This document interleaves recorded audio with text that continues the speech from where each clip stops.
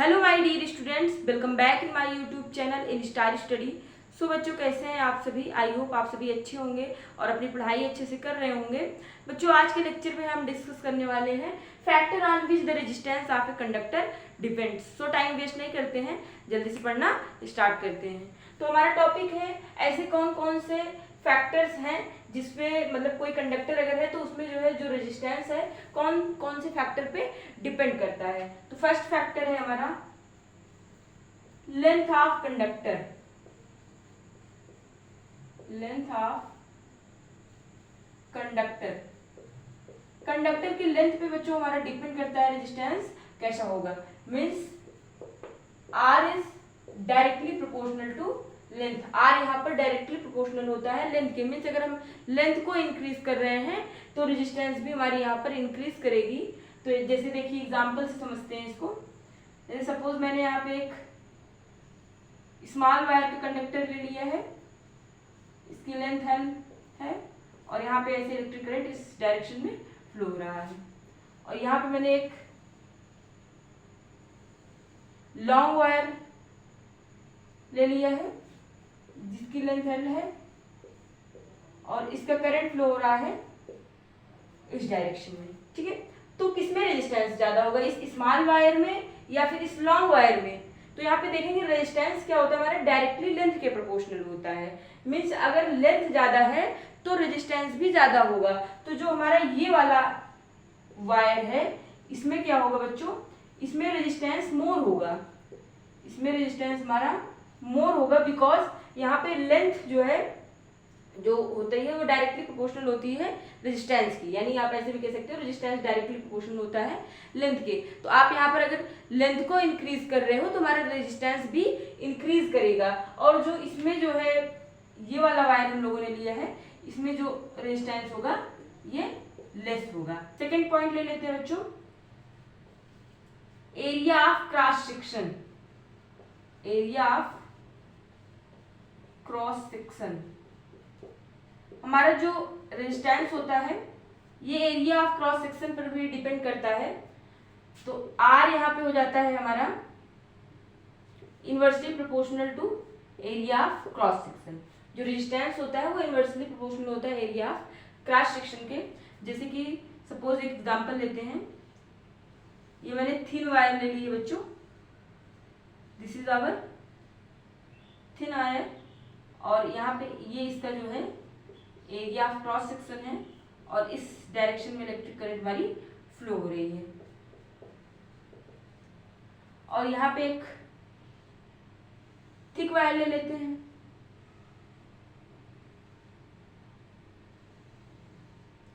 This is our thick wire और electric current इस direction में फ्लो हो रही है और this is our area of cross section.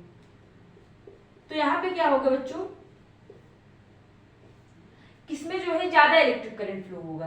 पहले ये चीज देखिए, जब ये थिक वायर है तो इसमें इलेक्ट्रिक करंट ज्यादा फ्लो होगा। तो जब इलेक्ट्रिक करंट इसमें ज्यादा फ्लो होगा तो इसमें रेजिस्टेंस हमारा कम होगा। ठीक है, और जब जो हमारा रेजिस्टेंस होता है ये इनवर्सली प्रोपोर्शनल होता है एरिया ऑफ क्रॉस सेक्शन के। जब एरिया ऑफ क्रॉस सेक्शन बढ़ जा रहा है तो ज्यादा करंट फ्लो होगी। इस बात से आप समझिए, जब एरिया ऑफ क्रॉस सेक्शन जो है हमारा ज्यादा है तो वहां पे ज्यादा करंट फ्लो होगी। जब ज्यादा करंट फ्लो होगी तो हमारा रेजिस्टेंस कम हो जाएगा। This is our first equation and this is our second equation. अगर इन दोनों इक्वेशन को हम कंबाइन करते हैं, on combining equation first and second, first और सेकेंड इक्वेशन को कंबाइन करेंगे तो हमको क्या मिलेगा, R is proportional to length upon area. R क्या हो जाएगा, प्रोपोर्शनल हो जाएगा लेंथ अपॉन एरिया के। और यहाँ पर अगर हम प्रोपोर्शनलिटी का साइन हटाएंगे तो यहाँ पे हमको क्या मिल जाएगा, यहाँ पे आपको मिलेगा R is equals to rho length upon area. तो ये बच्चों हमारा रो होता है, ये जो पी जैसा थोड़ा सा बना हुआ है इसको हम कहते हैं row. This is our row, we call it row. और ये हमारा कांस्टेंट होता है बच्चों, कांस्टेंट, इसको रेजिस्टिविटी कहते हैं। रेजिस्टिविटी का क्या मतलब होता है, रेजिस्टिविटी का मतलब होता है रोकने की क्षमता, रोकने की क्षमता। तो यहाँ पे रेजिस्टेंस का मतलब क्या होता है बच्चों, रेजिस्टेंस फ्लो ऑफ करंट को रोकती है, ऑब्स्ट्रक्ट करती है।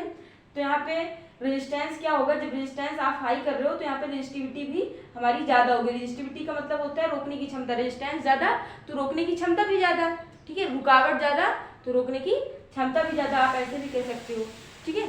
तो अभी हम आगे डिस्कस करते हैं। अब इसकी यूनिट देखेंगे, इसकी यूनिट क्या होती है।